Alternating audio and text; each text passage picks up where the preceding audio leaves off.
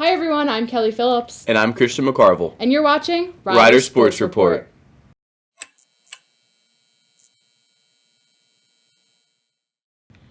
Fall sports have come to an end and winter sports are moving ahead at full speed, which means we have a very busy episode for you today. We're going to be recapping the fall sports seasons and discussing how the basketball teams have been doing so far this season. Unfortunately, this will be our last episode of the semester, but don't worry, we'll still be back next semester after winter break. Until then, follow us on Instagram at Rider Sports Report, because we will still be doing a lot of fun things on there. Let's get started with how our fall sports did this season. The women's soccer team ended their season with a 2-1 loss to Niagara in the MAC quarterfinals. 5 players were recognized for their contributions this season by being selected to all MAC teams. Picked to the first team was Neve Cashin and Valeria Pasquez, who finished her Rider career with 18 assists and 40 points. Carbon Carbonell was selected to the second team, and freshmen Cameron Dees and Mackenzie Rodriguez were picked for the all-rookie team. The men's soccer team lost in the MAC quarterfinal game against Iona with a score of 2-1. 4 players were selected for all MAC teams, including seniors Clement Bouet and Sylvain Coco for first team, and Pablo DiCastro and Emmanuel Kuma for second team. The field hockey team ended their season with a 2-1 overtime loss to Fairfield in the Northeast Conference Championship game. Junior Caitlin Fleming scored the only Rider goal of the game.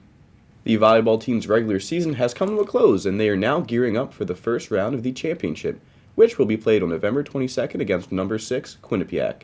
The team is going into the playoffs as the number 3 seed after finishing the season with a 15-15 overall record and a 12-6 record in the MAC. It shouldn't be a surprise that we have a lot to share about Morgan Romano's freshman season. Right now, she leads the MAC in total kills, kills per set, total points, and points per set. She has a team high of 12 double-doubles and is third in the nation for total points and total kills. The team leads the MAC in assists, total blocks, and blocks per set.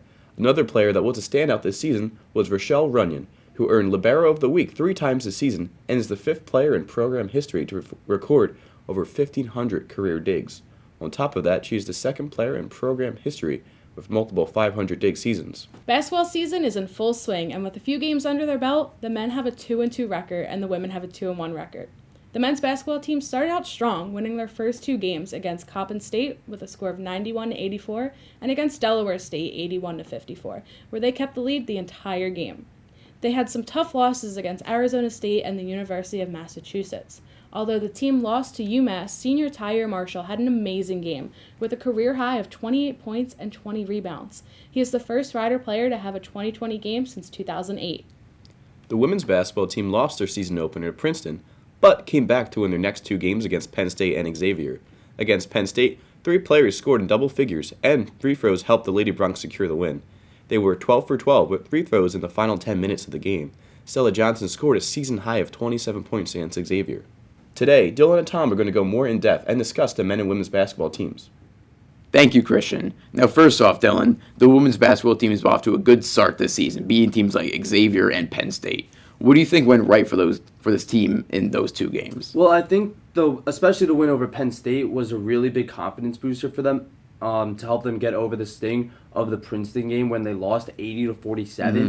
Very uncharacteristic play from them there against Princeton, but again, a good win against a Power 5 school in Penn State, and a Big East win against Xavier. Mm.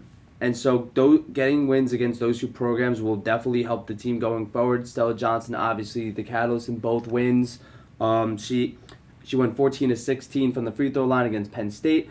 Although she shot a weary 29% from the field, she still had a great game from the line. And as we all know, free throws win championships and free throws win games when it's getting tight. That's how they close out the Penn State game. Mm-hmm. They also saw great bench contributions from Lauren Saw against Xavier, who came in after Stella Johnson got into some foul trouble. Rider as a team got into some foul trouble as well. So for head coach Lynn Milligan to go deep into the bench and give Lauren Saw some valuable minutes is really good to see, as well as Sophia DeMoro, who is the backup point guard right now to Amanda Mobley. She can provide some valuable minutes off the bench, as well as Victoria Toomey. Victoria Toomey, in my opinion, can really provide some good height on the court for them. I think she's 6'2", 6'3". Mm-hmm. She's great down the post. I think she needs to work up her confidence a little bit. But then again, she's a freshman. She will come into her own. And once she does that, I think she'll be as good as anybody on the floor. And like you said, Stella Johnson has been on an absolute tear this season. She's averaging, what, 24.7?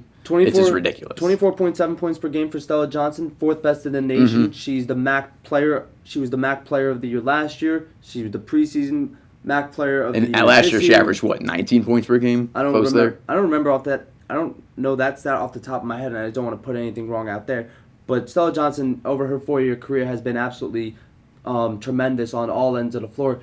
Against Xavier, she recorded her 256th steal of her career to make her Riders all-time leading steals leader.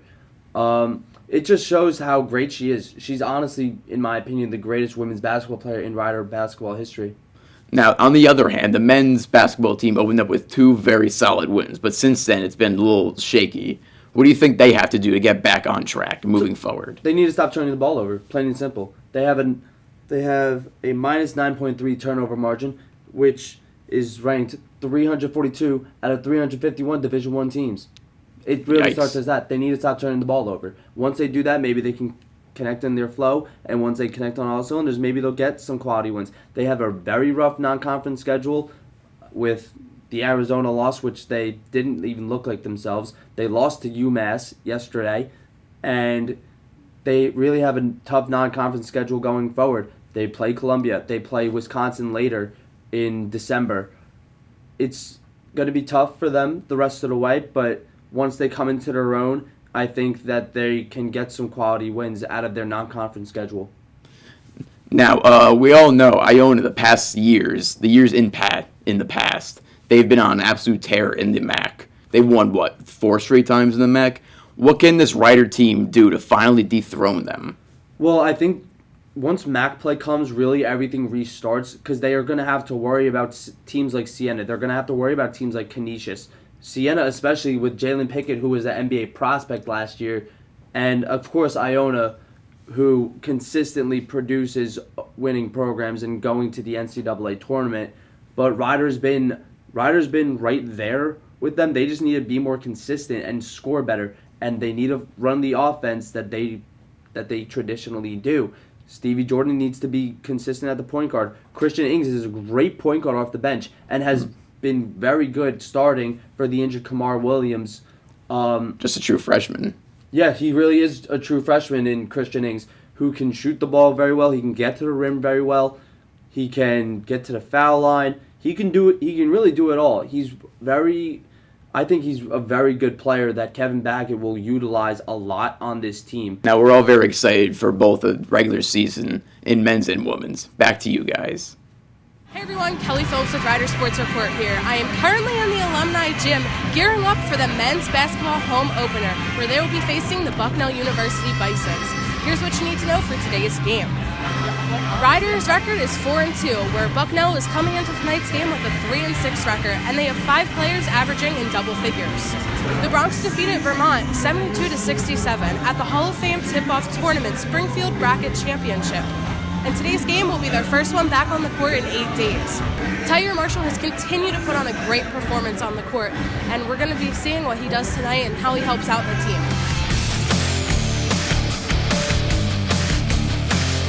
Going into the second half, Rider has a 2-point lead with a score of 37-35 over Bucknell. Throughout the whole entire first half, there was a constant back and forth with really no significant lead. Stevie Jordan made both of his free throws to tie it up at 7 minutes and 20 seconds in the half. Demencia Vaughn and Frederick Scott made a great pair when Vaughn passed a Bucknell turnover to Scott, who then extended their lead to 28-23. Bucknell scored a 3-pointer with 20 seconds left in the half, but Rider quickly retaliated when Christian Ings made a basket with 2.5 seconds left of the half. He then got fouled and made that basket as well, giving Rider the lead point.